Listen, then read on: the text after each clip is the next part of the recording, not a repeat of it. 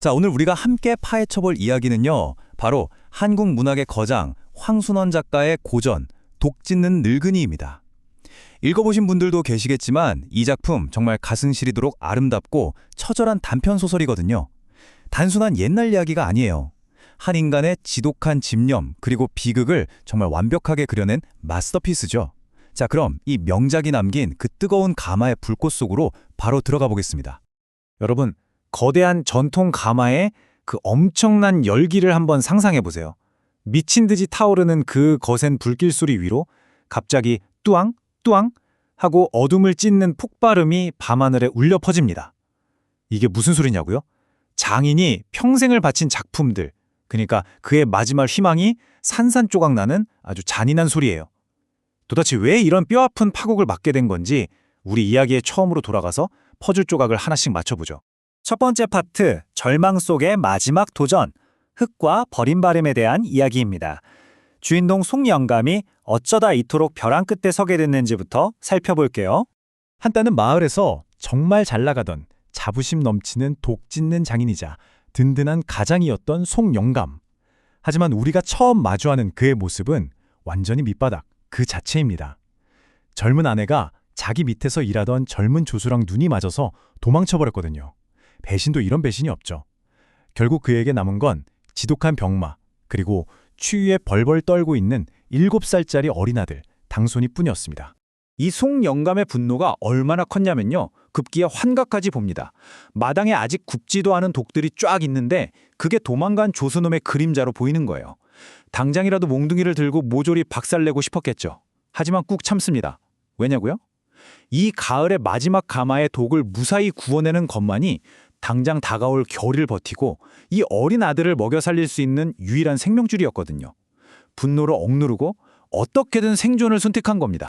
자, 독을 빚어내는 이 며칠간의 타임라인을 한번 볼까요? 정말 시간이 턱없이 부족합니다. 몸은 이미 다 무너져 가는데 말이죠. 첫날엔 열병에 들떠서 수건으로 머리를 동여매고 흙을 이기고요. 이틀, 사흘째엔 알아누운 몸을 억지로 일으켜서 덜덜 떨리는 손으로 독의 모양을 잡습니다. 그리고 마지막 위험한 말리기 작업까지. 이게 그냥 도자기를 만드는 게 아니라 하루하루 자기 생명을 깎아 먹으면서 벌이는 시간과의 잔혹한 사투였던 거예요. 두 번째 파트, 흙과 불, 그리고 한계입니다. 단순한 진흙덩어리가 독의 형태를 갖춰가는 과정인데요. 여기서 송영감의 무너져가는 육체와 살고자 하는 그 맹렬한 의지가 아주 격렬하게 부딪히게 됩니다. 상황은 진짜 갈수록 첩첩산중입니다. 이웃에 사는 웽손이가 탁하게 여겨서 흙을 이겨주면서 도와주긴 하는데 송영감의 손이 너무 쇠약해져서 모양 잡는 도구조차 제대로 쥐지를 못해요. 게다가 열병 때문에 또 환각이 찾아옵니다. 자기가 독을 두드리는 건지 아니면 도망간 아내랑 조수놈을 두들겨 패는 건지 분간을 못하고 그냥 맹목적으로 냅다 내리치는 거예요. 그러다 보니까 독 형태가 엉망이 되고 두께도 치명적으로 얇아져 버리죠. 그러던 중에 앵두나무집 할머니라는 박물창수가 쓰러져 있는 송영감한테 미음을 써서 가져오는데요. 여기서 아주 현실적이면서도 가슴 후벼 파는 제안을 하나 합니다. 당손이를 형편넉넉한 부잣집의 양자로 보내면 어떻겠냐는 거죠.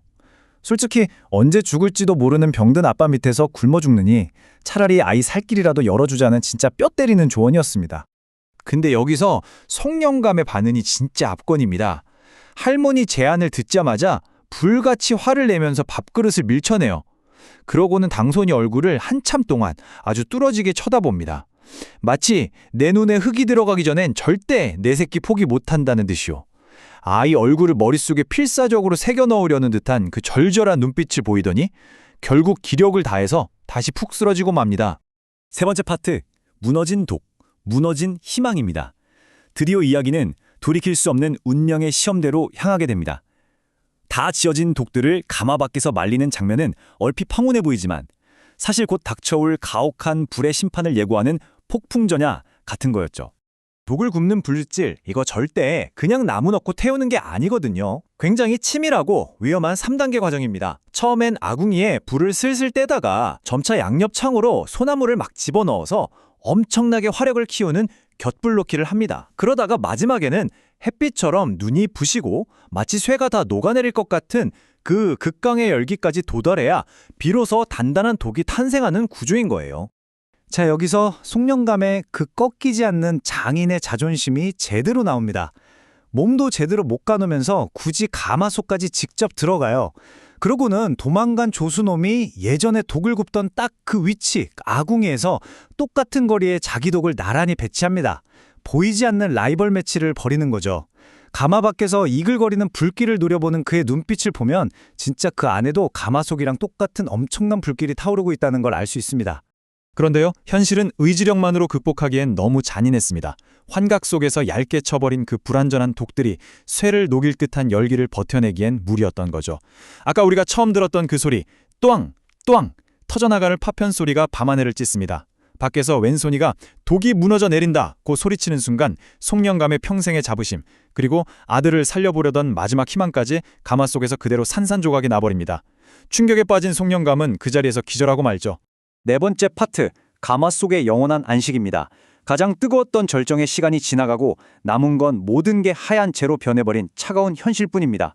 바로 이 잿더미 속에서 송영감은 자신의 인생에서 가장 비극적이고 숭고한 결정을 내리게 됩니다. 가마가 무너지고 송영감은 자기 목숨이 진짜 얼마 안 남았다는 걸 직감합니다.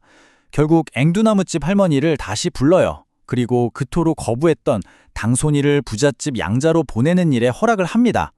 근데 진짜 마음 아픈 건 할머니가 애 데려가는 대가로 돈을 쥐어주는데 그걸 완강하게 거절해요. 자기에겐 필요 없으니 애 업고 가는 사람 수고비로나 주라는 거죠.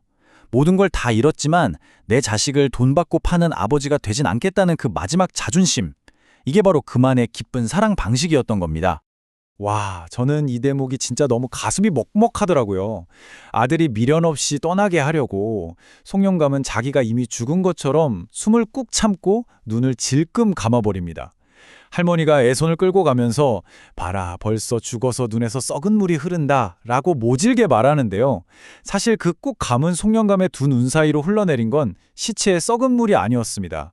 도저히 참을 수 없어서 터져나온 살아있는 아빠의 소리 없는 피눈물이었던 거죠. 당손이의 울음소리마저 완전히 사라진 텅 빈 움막. 그곳에 남은 건 진짜 숨막히는 공허함 뿐이었을 겁니다. 그 직후에 어떤 일이 벌어졌을까요? 뼛속까지 시린 허무함 속에서 송영감은 다 죽어가는 몸을 이끌고 밖으로 기어 나옵니다. 거지들이 흠칫 놀라서 자리를 내어주는데도 아랑곳하지 않고 온기를 찾는 건지 무언가에 홀린 건지 사람이라면 버틸 수 없을 만큼 뜨거운 가마 깊숙한 곳으로 계속 기어 들어갑니다. 그렇게 뜨거운 어둠 속을 벌벌 기어가던 송영감. 열어둔 겨창 사이로 늦가을 맑은 햇빛이 한 줄기 쫙 들어오는데 그 빛이 닿은 곳에서 마침내 뭔가를 발견합니다. 바로 어젯밤 산산조각 나버린 자신의 독 파편들이었죠. 철저하게 박살난 자기 인생처럼 널브러진 그 조각들을 보면서 송영감은 마침내 기어가던 걸음을 멈춥니다. 마치 애초에 여기 올 작정이었다는 듯이 말이죠. 자, 그리고 여기서 이 작품 전체를 통틀어 가장 강렬하고 숭고한 이미지가 등장합니다. 송영감은 그 좁고 뜨거운 가마 속에서 조용히 몸을 일으킵니다. 그러고는 자기가 만든 독이 있던 바로 그 자리에 단정하게 무릎을 꿇고 앉아요. 무슨 의미일까요? 산산이 부서져버린 훅독을 대신해서 상처있고 망가진 자신의 육체를 그 가마에 제물처럼 바친 겁니다. 장인으로서 또 아버지로서 태웠던 그 마지막 불꽃이 마침내 가마 속에서 영원한 안식을 찾는 정말 아름답고도 너무나 슬픈 장면이죠. 오늘 이 엄청난 이야기를 마무리하면서 여러분께 묵직한 질문을 하나 던지고 싶습니다. 과연 진정한 걸작이란 뭘까요? 불 속에서 아무 결점 없이 매끈하게 구워져 나온 도자기만이 걸작일까요? 아니면 모든 게 산산조각난 절망 속에서도 자기 자식을 살리고 인간으로서의 존엄을 지키기 위해 기꺼이 뜨거운 잿더미 속에 무릎을 꿇은 한 인간의 희생, 그 자체가 걸작인 걸까요? 황순원의 독 짖는 늙은이가 남긴 이 뜨거운 질문이 여러분의 마음속에도 오래 남기를 바랍니다. 자, 오늘 이야기는 여기까지고요. 끝까지 함께해 주셔서 감사합니다.